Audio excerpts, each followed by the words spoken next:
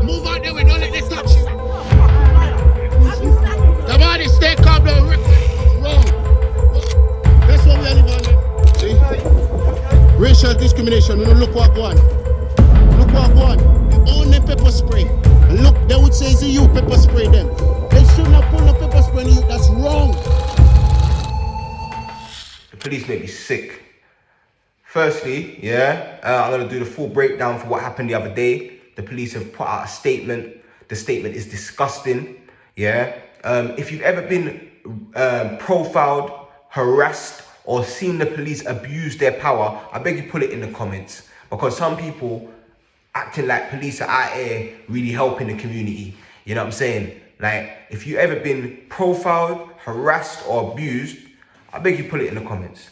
I'm gonna continue this video. The first thing is someone said the youth should have been raised better. It's his fault. Why is he acting like that? It's not his fault. Now we have a training session called the Police to Police Global Training. Where I go and do workshops to different youth to educate them how to deal with police. But they should not need that training. 14, 15, 16-year-old children should not have to get training on how to deal with police. The police should be better trained on how to deal with children, especially the ones in our community. Mac Impact's gonna do the course for them. They need to all enroll on the course. Because it's not about putting it on the children, it's the adults. You got big adults abusing their power and spraying gas in the faces of children. That they have stopped for no reason other than that they are black. They said in a high robbery area, 2 youth were stopped for the purpose of stop and search. What was your reasonable grounds? Because if you didn't see, smell, touch, or hear something that directly links that youth to a crime, it means you sinned the youth and you thought that he's a criminal based upon your own personal prejudices. And that's racial profiling. And racial profiling, under the dictionary definition of terrorism, is a form of terrorism. It's when you use force or intimidation to pursue your own political agenda. Racial profiling is a political agenda that is held by many in the police force. That's why it just came out the other day that the police were laughing about dead black children. So when you're racially profiling the youth, and you're terrorizing the youth, and you've got no reasonable grounds, you're not even acting as a police officer. You're not even following your oath. So you can't say, he said violence and rare, because you're not even a police officer. He shouldn't even be speaking to you. And if he knew his rights, I've gone and given him the workshop. And I told him, if you use these things, the police will leave you alone. And this is for all the youths out there. So I want people that got sons, cousins, nephews that are out there that might be getting harassed by police, send this video to them. There's 3 steps, it's very simple. Stay calm, that's the first one. Now, people say, you should have known that. We shouldn't have to be training 13, 14-year-old little kids to stay calm. But the police, even with us adults, when they're stopping and searching and they're harassing us, naturally, you just want to punch someone in the face. You just want to argue, you just want to get angry, you just naturally feel angry. Instead of demonizing that natural emotion that comes when someone imposes themselves into your personal space, we have to understand that and then give them the jewels and show them they are only doing that so that they have more powers over you, so that then they can abuse you even further. So the first piece of advice that we give to all the youth in the Police to Police Global Workshop is stay calm. Stay calm, stay calm, stay calm. The second thing is take out your phone and start documenting. The third thing is, we don't know if you're some fancy dress police, so you're going to have to show us your badge.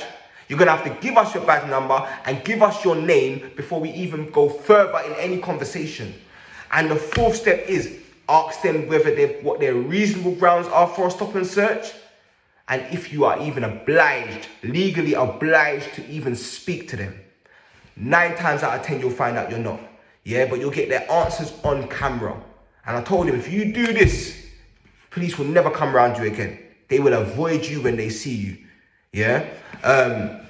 So anyway, the police put out a statement saying high robbery area, someone was for a stop and search. Already, you haven't given us any reasonable grounds. If there was reasonable grounds, you would have said someone under the description was reported and we stopped him. There has to be a reason. You can't just stop people based upon your own personal prejudices, because that is actually the dictionary definition of terrorism. So so basically, the officers have targeted him, racially profiled him and stopped him without any reasonable grounds. Yeah, they haven't presented their reasonable grounds or their reasons for stopping him.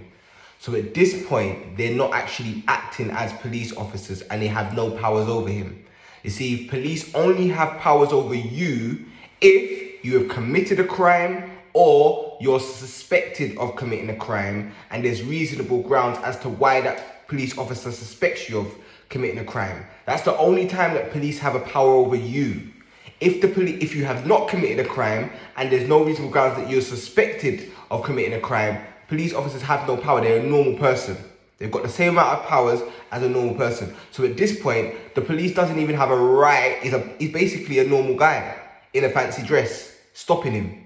So no matter what the engagement that you had with him after that, yeah, you can't then say, oh, he was resisting a stop and search, because you haven't gone through police protocol of actually stopping him, showing who you are and why you were stopping him, and then saying, do you understand? We're gonna search you because of bam, bam, bam. Yeah, that didn't happen.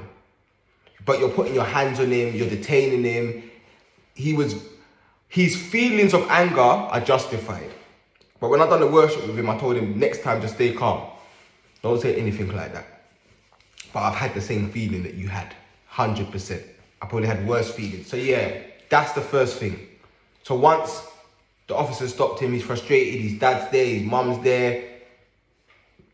And then the officers tried to touch him, and he said, basically, if you touch me again, mum will fight back. Like, he's frustrated. Like, why are you stopping me? I'm outside my mum's house. My mum's here, my dad's here. It's embarrassing. Like, I keep on getting stopped. Like, there's a natural inclination in the human that when they know they are being oppressed, they want to fight back. Yeah? The officer used that against him. Yeah? This is why I say stay calm. Yeah? And grabbed him. Yeah? And now he's putting him in handcuffs.